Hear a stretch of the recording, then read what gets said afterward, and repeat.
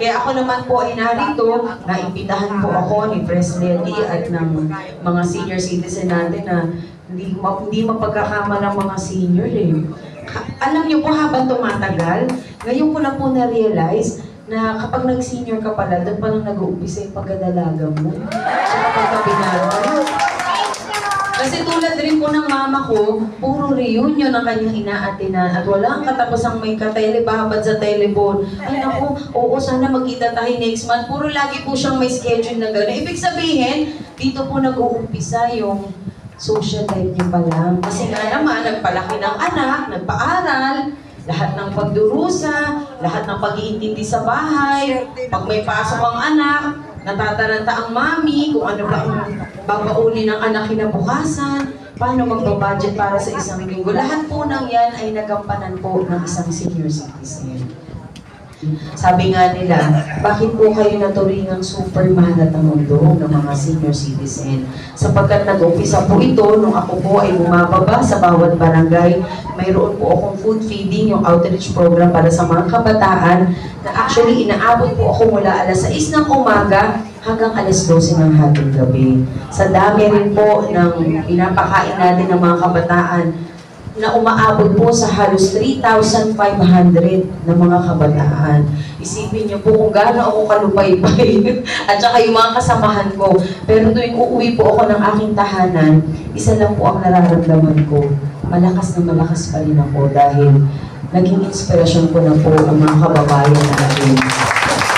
Sa lahat po ng aking food feeding program. Doon po nag-umpisa na ang mga senior citizen po ay nauuna pang pumila. Kasi ako nga po ay nagpapakain ng Jollibee, nagbibigay ng bola, merong magician, may dancer, kumakanta pa po ako. So lahat ng entertainment, ginagawa po namin para kahit papano po sa bawat barangay na aming pupuntahan, masaya naman po yung ating mga kababayan. Yun lamang po, minsan, inaabot po kami ng alas 12 talaga. Sabi nga po dito sa Liberisa, ngayon lang po kami nakakita ng outreach na 11 p.m. nasa labas pa. At kami lamang po yun dahil nga sa kagustuhan ko po na marami pong bata na mapasaya.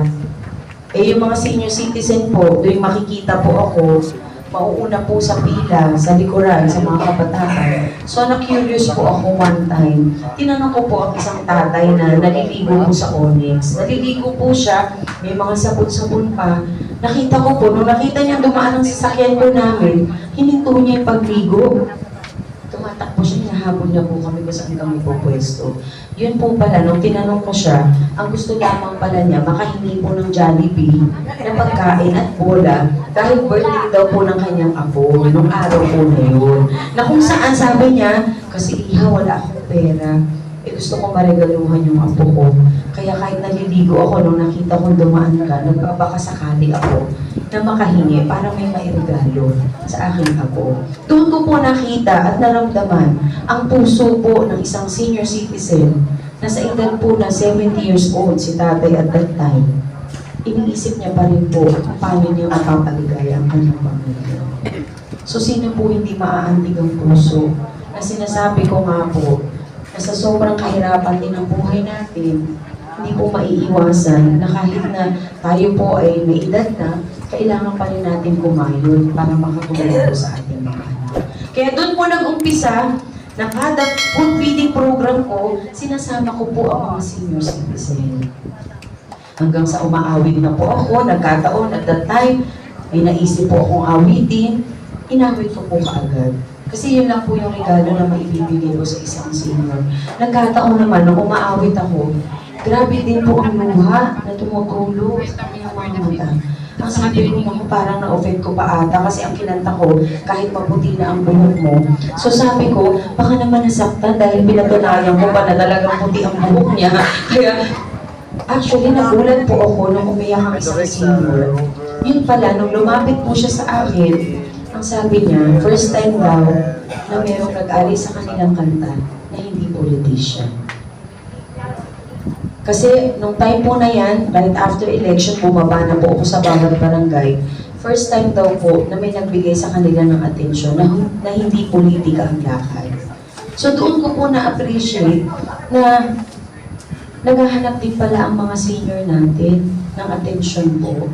na sila po ay mapansin, hindi lamang po sa ganitong bagay, kundi sa mga programa na makakatulong din po sa atin. Mula po nung araw na yun, talagang binigay ko na po ang buong puso ko at kaluluwa para makatulong po sa ating mga senior citizens. Maraming salamat. Opo. Actually, sa dami ko na pong naging kaibigan ng mga senior citizen, feeling ko nga po 60 years old na rin po ako. Yun lamang nga, siguro bata lang po sa itsura, pero yung pakiramdam po ng isang senior, talagang nayakap ko na po lahat. Isang tingin ko lang kay President, alam ko na kung anong nasa isip niya. Ganun na po ako ka-attach sa ating mga senior citizen. Kayo po? Oo, kakanta na muna ako, no? Sabi niya, alam po tayo? Oo, sige po, aawitin ko na. Pasensya na po, nagpaliwanag pa po ako. Hindi, kasi gusto ko lang masabi po sa inyo kung ano po ang naging role ko, kung bakit po ako naging isang senior citizen advocate. So mula po noon, wala na po akong inisip kung hindi paano po makakatulong sa isang senior na matagal na naglingkod sa ating pamilya na marapat lamang balikan ang programa na totoo at matulungan po ang bawat senior citizen. So dahil po dyan, aawit na po ako. Pero ito pong aawitan ko syempre, ito po ay awitin hindi lamang dahil kayo po ay senior, kundi awitin po ito ng pagmamahal ng magulang sa kanyang anak at yung pagmamahal ng anak para sa kanyang magulang. Para sa atin pong lahat ito. Lalong-lalo na sa ating mga senior citizen. Para sa ating mga senior citizen, yes!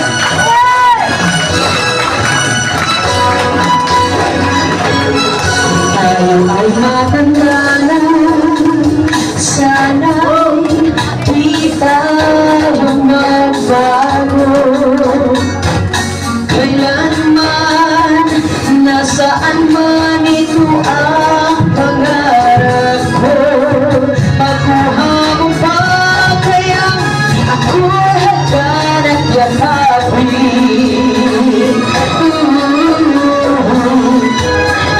Hanggang sa pagtanda natin,